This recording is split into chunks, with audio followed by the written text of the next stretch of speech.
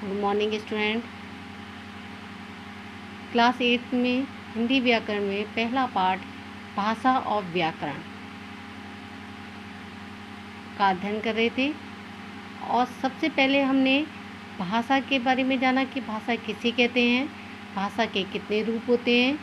फिर हमने लिपि और बोली के बारे में जाना कि बोली किसे कहते हैं। आज हम व्याकरण के बारे में जानेंगे कि व्याकरण किसे कहते हैं। तो भाषा का वह रूप जो हमें शुद्ध नियमों का ज्ञान कराता है उसे भाषा कहते हैं।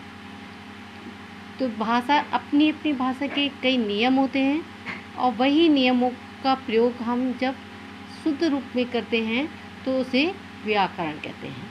तो हम कह सकते हैं वह शास्त्र जो हमें शुद्ध नियमों का ज्ञान कराता है उसे व्याकरण कहते हैं। तो वह शास्त्र जो हमें शुद्ध नियमों का ज्ञान कराता है उसे व्याकरण कहते हैं। किसे व्याकरण कहते हैं? वह शास्त्र जो हमें शुद्ध नियमों का ज्ञान कराए उसे व्याकरण कहते हैं। तो व्याकरण मैंने बताया अपनी अपनी भाषा के कई नियम होते हैं, उसका शुद्ध रूप से हमें ज्ञान होना अति आवश्यक है।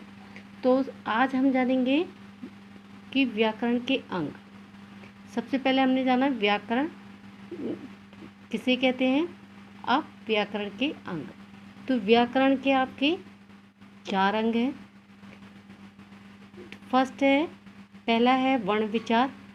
इसके अंतर्गत वर्ण के आकार, जैसा कि वर्ण में होता है अक्षर। तो वर्ण हम किसे कहते हैं कि वह छोटी से छोटी ध्वनि जिसके टुकड़े नहीं किए जा सकते, जो हमारे मुख से ध्वनि निकलती है। और इसमें विचार किया जाता है कि वर्ण का आकार देखा जाता है, उच्चारण देखा जाता है और वर्ण के प्रकार भेद देखे जाते हैं इसमें कि वर्ण, इसमें आपका वर्ण का विचार किया जाता है। जैसे आप जानते होंगे वर्ण के कितने भेद होते हैं। वर्ण के 2 भेद होते हैं, स्वर और व्यंजन। और इसमें जो है आपके वर्ण का विचार किया जाता है कि ये स्वर है या व्यंजन है। और जैसे आपने संयुक्त व्यंजन पढ़ा होगा, संयुक्त व्यंजन 2 वर्णों के मेल से बनता है। तो इस प्रकार का जो है आपका वर्ण विचार में पूरा व्याकरण में ज्ञान कराया जाता है। शब्द विचार, इसके अंतर्गत शब्दों के भेद कि शब्द, पहले हम जानेंगे कि शब्द किसे कहते हैं। तो शब्द किसे कहते हैं? वर्णों के समूह को शब्द कहते हैं। तो वर्णों का समूह कैसे हुआ गया आपका?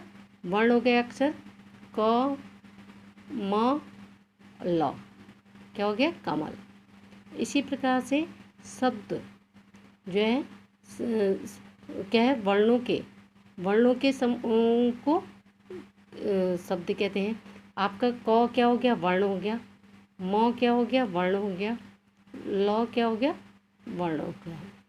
तो इसमें हमारे जो वर्णों का समूह है वो क्या बन गया? शब्द। तो इसमें शब्दों की उत्पत्ति के का विचार किया जाता है कि शब्द के भेद, शब्द के भेद क्या हो गए? उत्पत्ति के आधार पर, रचना के आधार पर, अर्थ के आधार पर, प्रयोग के आधार पर। तो इनमें सब में जो है व्याकरण में शब्द विचार किया जाता है कि शब्द क्या है। शब्द के भेद के बारे में जानेंगे हम इसमें, उत्पत्ति के बारे में कि शब्दों की उत्पत्ति कौन कौन से हुई है, रचना के आधार पर, अर्थ के आधार पर, प्रयोग के आधार पर। अब हम पद विचार करते हैं कि इसमें कि पदों का रूपांतर कैसे हुआ है और शब्दों का प्रयोग सही हुआ है कि नहीं हुआ है। तो ये सब पद विचार हो गए।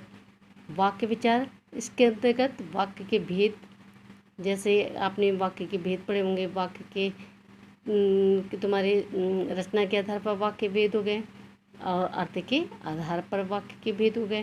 तो इसमें वाक्य का पूरी तरह से रचना पर आधारित होती है कि वाक्य हमारा कैसा बना है। जैसे हम कहेंगे वह लड़का जा रहा है, तो ये वाक्य आपका सही है।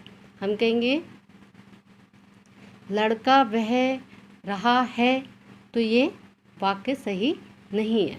तो इस व्याकरण के अंतर्गत वाक्य का विचार किया जाता है कि पद विचार किया जाता है, शब्द विचार किया जाता है कि शब्द सही है, सार्थक है या निरर्थक है। इन सब शब्द विचार हो गया और वर्ण विचार हो गया। तो आपने सबसे पहले व्याकरण किसे कहते हैं, व्याकरण के अंग के बारे में जाना। व्याकरण के कितने अंग हुए गए, 4। वर्ण विचार, शब्द विचार, पद विचार, वाक्य विचार। आपका ये पाठ पूरा हो गया।